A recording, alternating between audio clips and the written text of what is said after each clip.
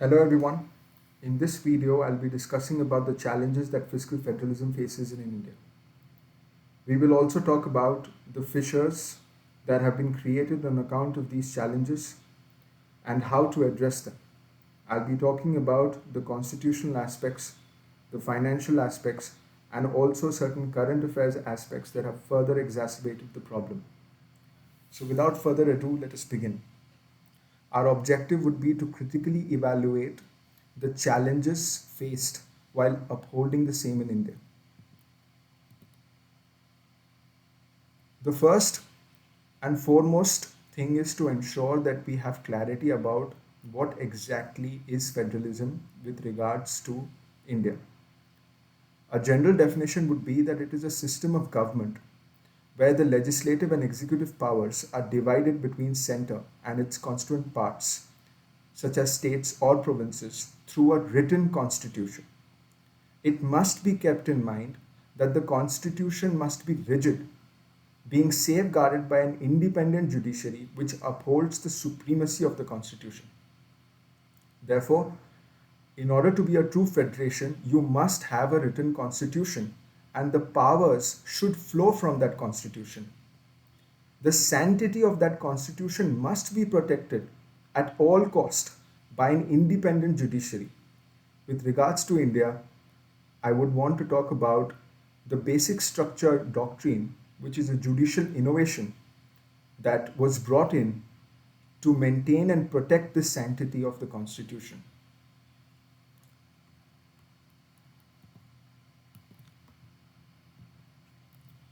Fiscal federalism. Fiscal federalism happens to be a subset of of the general federalism. The financial relationship between a national government and its regional or local governments and how they share funding and administrative responsibilities would come under the gamut of fiscal federalism in India. Now, fiscal federalism has certain principles.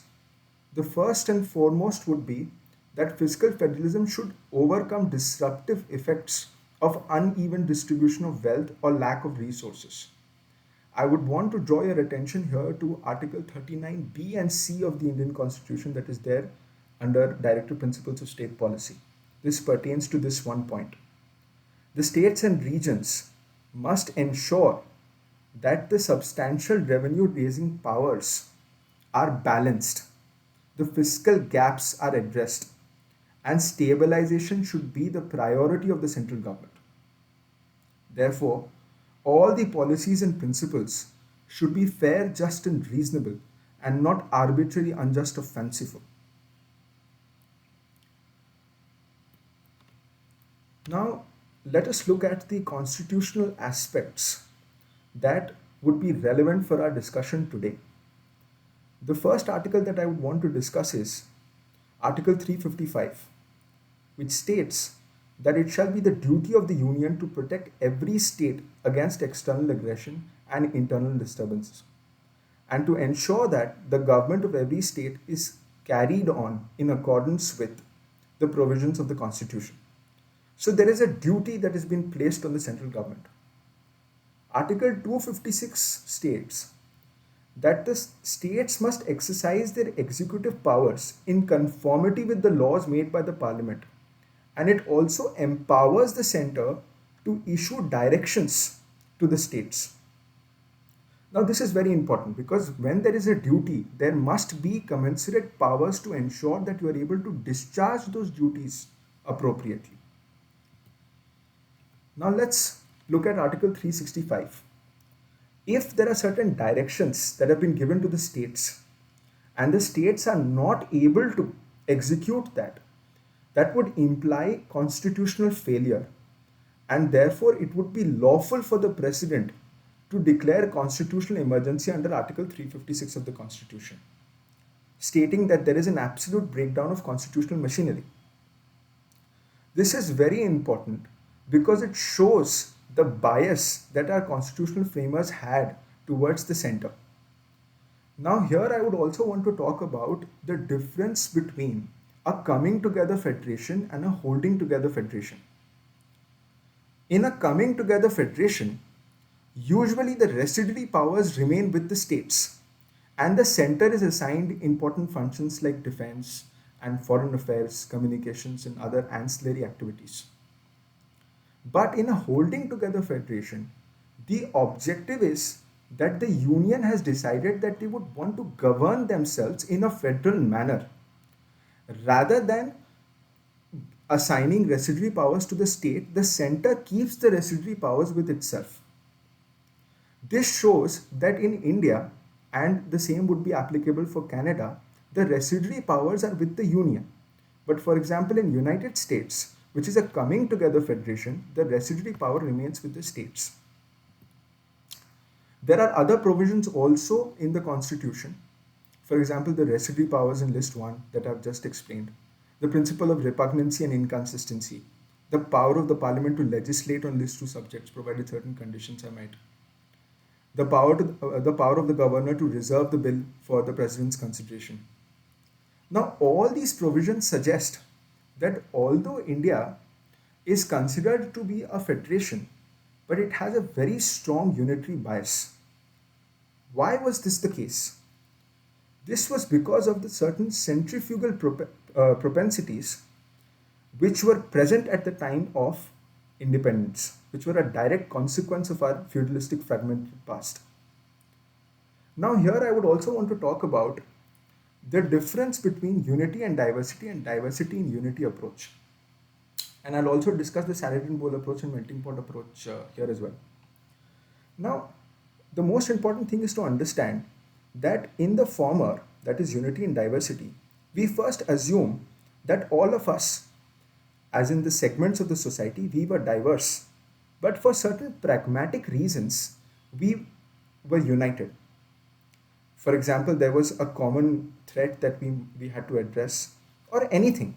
But essentially, the presumption is that we were diverse. But when we say that there was a diversity in unity approach, we say that there was not segmentation to begin with. We were all united.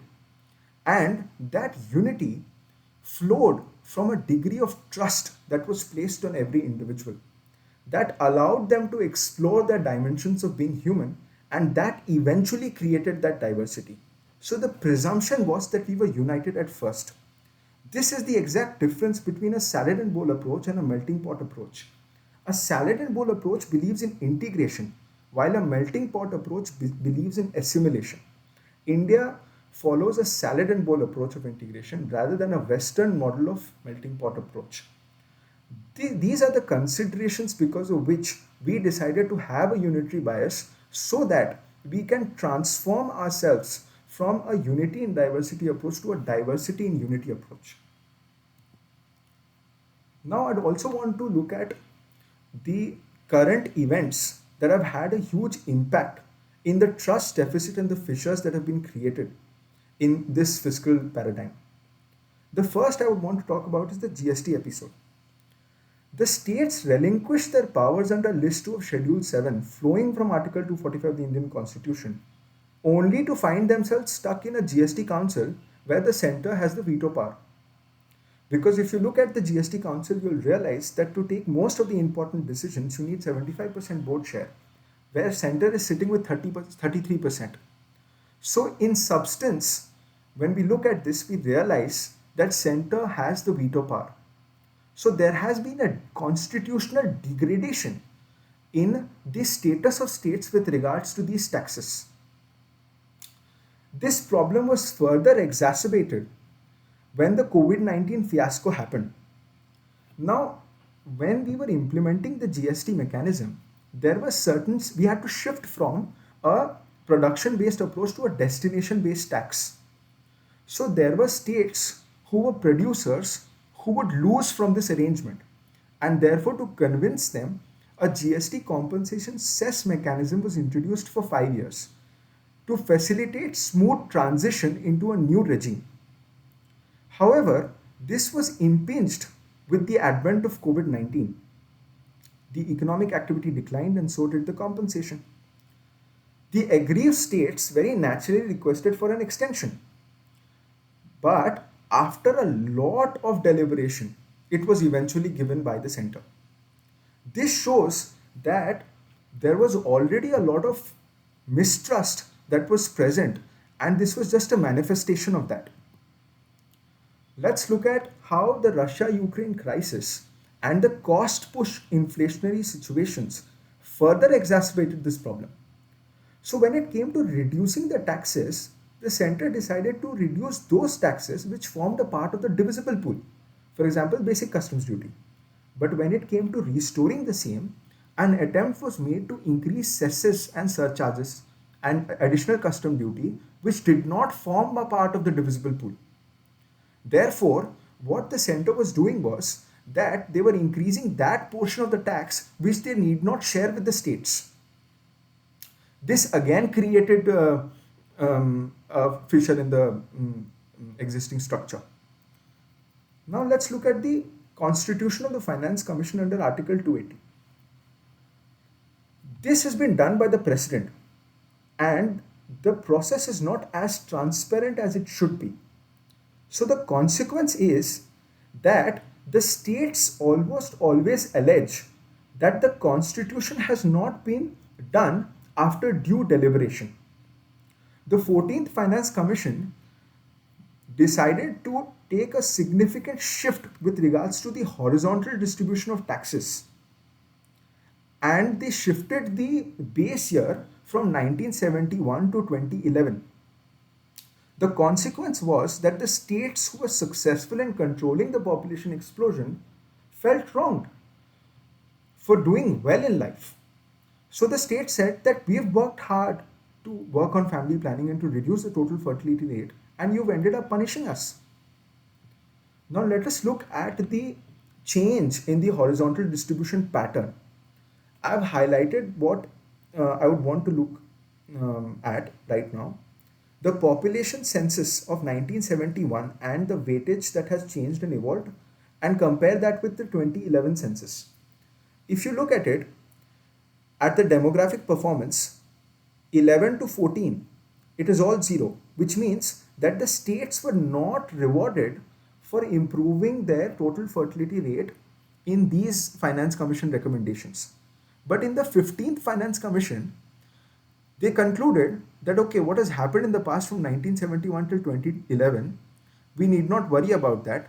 The states which did well were not rewarded.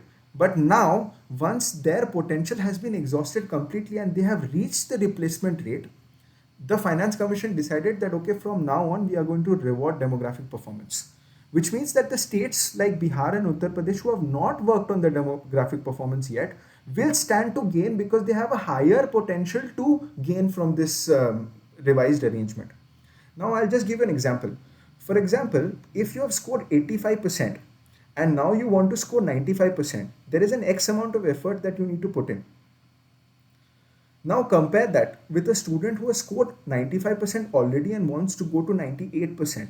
He'll have to put in twice the amount of effort to go to 98%. Therefore, the higher you are, the more difficult it is for you to progress further. So therefore, this change that 15th Finance Commission has brought will impinge the horizontal distribution to the states who have already performed well in the past. Now, this is exactly what I was talking about.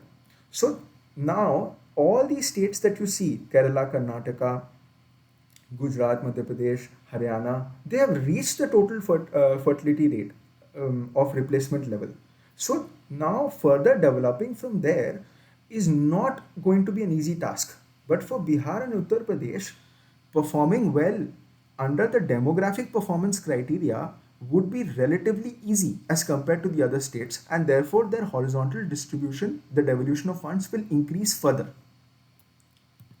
So you can look at this chart to understand the impact that this change in the parameters has had on states which have done well. For example, Karnataka, Kerala and Tamil Nadu, you see a steep decline. But while other states have shown a flat line. Therefore, all these things that have happened have created that mistrust that is present. Now, I would want to look at the annual financial statements of 24-25 that you will find on the government website. I've compared the gross revenue and the tax devolution that has been done to the states. And the ratio that I've arrived at is close to around 32%. You can look at it at the bottom left. Now, when you look at the recommendations of Finance Commission, you understand that the actual devolution should be close to around 41%. Now, someone would argue that there is a significant difference between gross and the net divisible pool. While that argument is partially correct, this distribution, as in the deviation, should not be as high as 9% and 10%. Now, the reason for this deviation can be looked at immediately to the right. What has happened is from 2018 and 19 onwards till 24-25, we see that the cess and the surcharges and the additional custom duty that does not form a part of divisible pool is increasing, not only in absolute terms but also in percentage terms. So you look at the provisioning or the expected revenue that the government expects to generate through cesses, it is around 2,49,000 crores. So the amount that the government would have otherwise had to or would be compelled to give to the states would be around 41% of that, which would come around 1 lakh crores. That would be 3% of the gross revenue. So you understand that the center is slowly increasing the cesses to ensure that the divisible pool declines and they need not pay 41% devolution that they otherwise would be obligated to pay. There is another alarming issue that has been raised by the CAG office. In the report number 21 of 2023 of financial audit, this CAG observed that the funds that have been collected through cesses are collected for a specific purpose. And the moment they are credited to this consolidated fund of India, they must be transferred to the public account of India or to the appropriate escrow accounts. But the same has not happened. This shows that the intentions and the actions, there is a mismatch with regards to the same. So many states, including Kerala, Punjab, Himachal Pradesh, Karnataka, have raised their concerns with regards to the limitations that have been imposed on them by the center with regards to the reduced financial borrowing capabilities and the lack of transfer of funds to various states. Now, let us evaluate this, the claims and the grievances that have been raised by the states. First, I would want to draw your attention to the table below. You will see that Uttar Pradesh gets almost 18% of the funds that have been devolved vertically. Bihar gets 10%. But when you look at states like Kerala, Karnataka, Himachal Pradesh, it is hovering around 3%, 1%, and even less than 1% in certain cases. This shows that the principle of equity is not being appropriately addressed with regards to horizontal devolution. Now, look at this graph. If you look at this graph, you realize what is for every 1 rupee that the states are contributing in form of central taxes, what is the devolution that they are getting in return? When you look at Bihar, astonishing 7. But when you look at Maharashtra and Karnataka, 8 paise, 15 paise, 18 paise for Haryana. These are shocking numbers.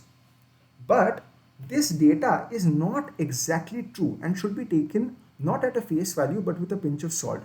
And I'll explain why. Just imagine that there is a renewable energy entity that has its head office in Pune. But the project that they have bid for, and they've successfully bid for the same, is in, for example, Madhya Pradesh Rewa district in a solar park. Now, all the revenue that this entity or this special purpose vehicle is generating is coming through the sale of electricity to Madhya Pradesh Discom.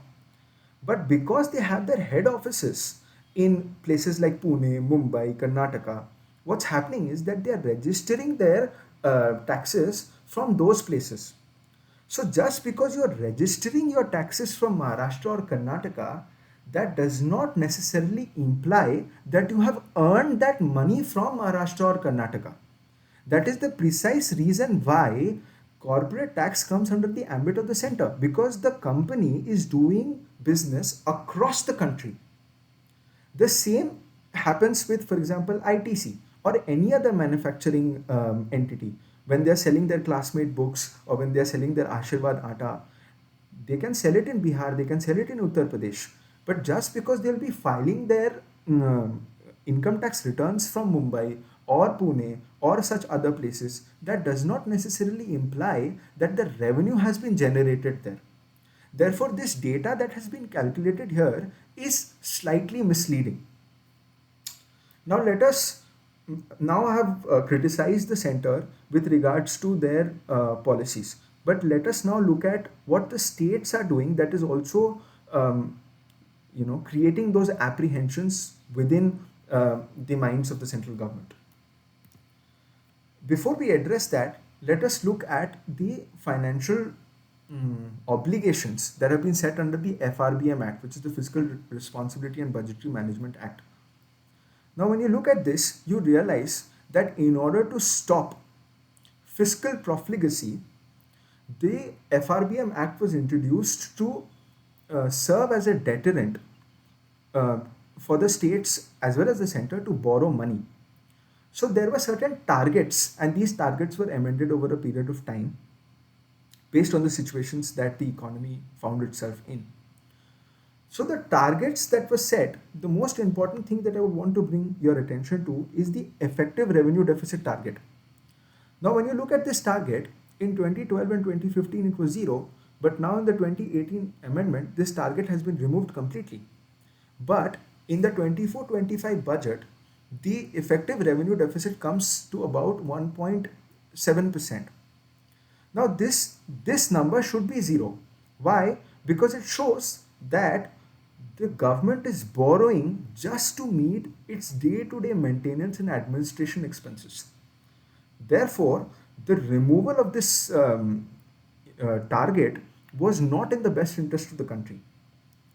The most important aspect that has been addressed by the amendments is with regards to the off-budget financing or the guarantee programs.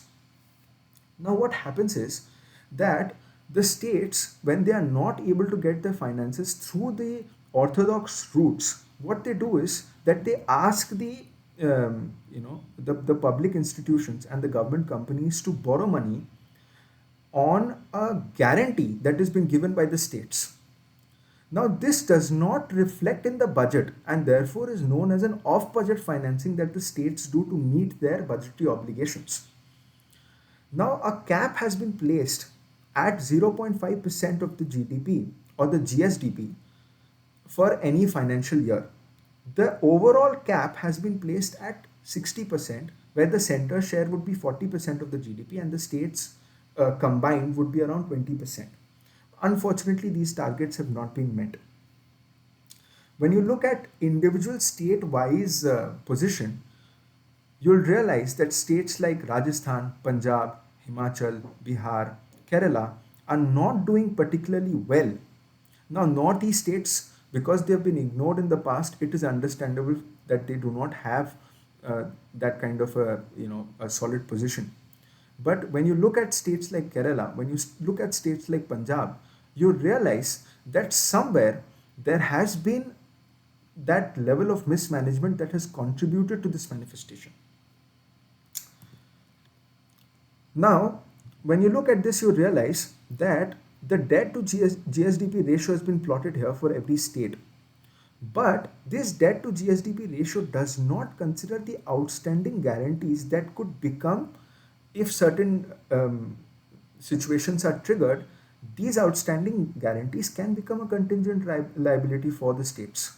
And therefore, for example, Telangana and Andhra Pradesh, when they have 11% and 12% of outstanding guarantees as a percentage of GDP, these are alarming numbers and should be considered when we are evaluating the fiscal health of the states. So this is the precise reason why the center is not trusting the states, and I've already explained why the states are not trusting the center. So both of them have their own valid reasons why they are taking certain actions, but the ultimate consequence is that the fissures are expanding. Now look at this graph. This would clearly show that what the impact of off-budget financing has had on certain states like Karnataka, Andhra Pradesh and Telangana. There is almost a 10% gap when you look at the in terms of percentage of GDP with regards to the off-budget financing. Now, this gap is really alarming because there is not a lot of transparency with regards to off-budget financing, and the accountability is also very difficult to identify. And therefore, these problems must be addressed. Now, what are the center's arguments? The center says that the states are increasingly indulging in freebies, and the way they are raising funds, they are not transparent. Ultimately, if anything goes wrong with the states, the center has to bear that obligation. So what the central government is doing is that they are reducing the divisible pool and they are replacing it with the interest-free 50-year loans that are particularly towards capital expenditure. This will ensure that the states are accountable for the activities that they are pursuing. Now, there is one more important aspect that I would want to address. The states in India do not honor the responsibilities that have been entrusted to them under List 2. For example, when you look at agriculture, you realize that the central government is spending close to around 2 lakh crores on food subsidy, MSPs, and other concomitant activities. But this agriculture is the primary responsibility of the states. When you look at the fertilizer subsidies, the central government spends close to around 1,64,000 crores annually in these subsidies. The farm laws reforms were resisted. So, if you look at the approach of states towards agriculture, it has been rather reactive and lackadaisical. So, the center says that if agriculture is also going to be my responsibility, why should I be sanctioning you funds in the first place? When you look at health, we saw what happened in COVID 19. All the states were blaming the center, but health is a part of the state list. But there was no accountability there with regards to state governments. Same is the situation with primary education. Now, 50% of the students in class 10th are not able to solve basic math and comprehension exercises. As per the ACER report, law and order remains to be a challenge. So, if all of these situations, all of these responsibilities that have been particularly and specifically allocated to the states are not being addressed by the states, how do these states have the audacity to ask for more responsibilities? Therefore, it is very important that the right accountability and answerability is fixed when we are addressing the situations around the fiscal responsibilities of the center as well as the states. Ultimately, both have to work together in harmony. I'll just give you one example. Railways forms a part of the central list or the union list, but the law and order and railway protection is the responsibility of the state. Now we see what's happening with railways and the accidents. If the states and the center are not going to work together to achieve these common and congruent goals, then there would be a catch 22 situation where we find ourselves in a fix where there is no accountability and no answerability in this country. Thank you.